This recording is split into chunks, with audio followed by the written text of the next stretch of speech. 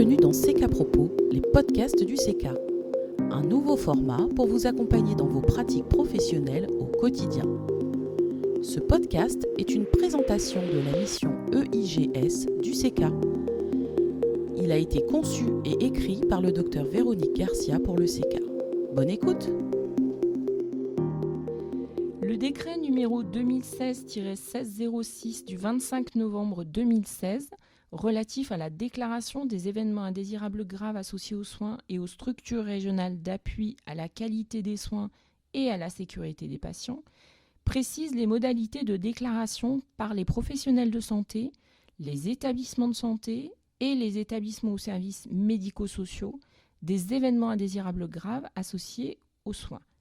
Ce décret définit également l'organisation des structures régionales d'appui à la qualité des soins et à la sécurité des patients qui sont mises en place par les agences régionales de santé pour apporter une expertise médicale, technique et scientifique aux établissements de santé, aux établissements ou services médico-sociaux et à tout professionnel de santé. Quelle est la structure régionale d'appui de Nouvelle-Aquitaine ? Le CK est la structure régionale d'appui de la région Nouvelle-Aquitaine. Il aide les professionnels de santé à analyser les déclarations des événements indésirables graves et contribue ainsi à éclairer le directeur général de l'Agence régionale de santé sur les conclusions à en tirer.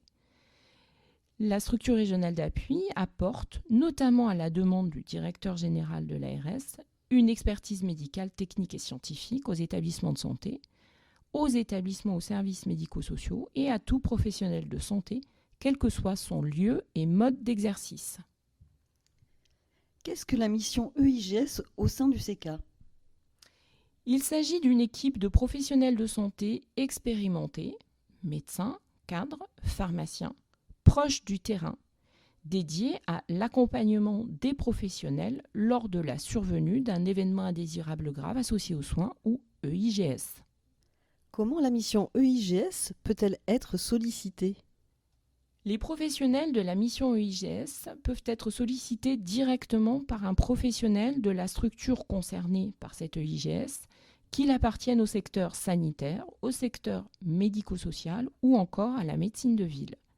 Lors de la déclaration externe d'un EIGS sur le portail national de signalement, les professionnels peuvent demander une expertise externe pour l'analyse de cet événement en cochant la case prévue à cet effet dans le volet 1. Quelles sont les modalités de mise en œuvre de cet accompagnement ? L'appui rentre dans le cadre d'une mission régionale indépendante et financée par l'ARS Nouvelle-Aquitaine. Les structures et les professionnels peuvent donc bénéficier de cet appui sans contribution. L'appui est formalisé par la signature d'une charte qui en pose les principes fondamentaux et les engagements réciproques. Les membres de la mission EIGS du CK sont des facilitateurs et ne se substituent pas aux compétences et à la responsabilité des acteurs. Comment se traduit sur le terrain cet accompagnement par l'équipe de la mission EIGS du CK ? Cet accompagnement peut être réalisé selon plusieurs modalités. Ça peut être une aide à la qualification de l'événement.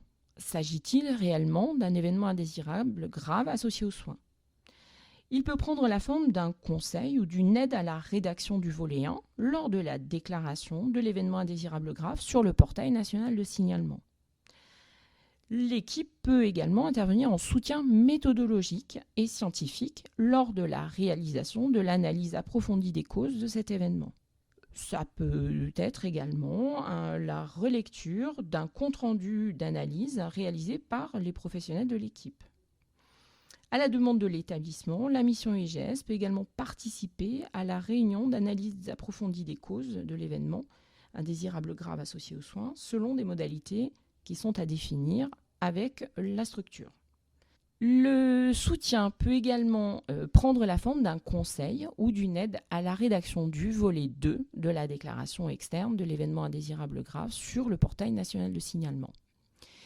Et ce dernier peut prendre la forme également d'un suivi du plan d'action à 6 mois. En conclusion, comme le dit James Reason, si un accident se produit, l'important n'est pas de savoir qui a fait une erreur, mais d'identifier pourquoi et comment le système de sécurité a failli.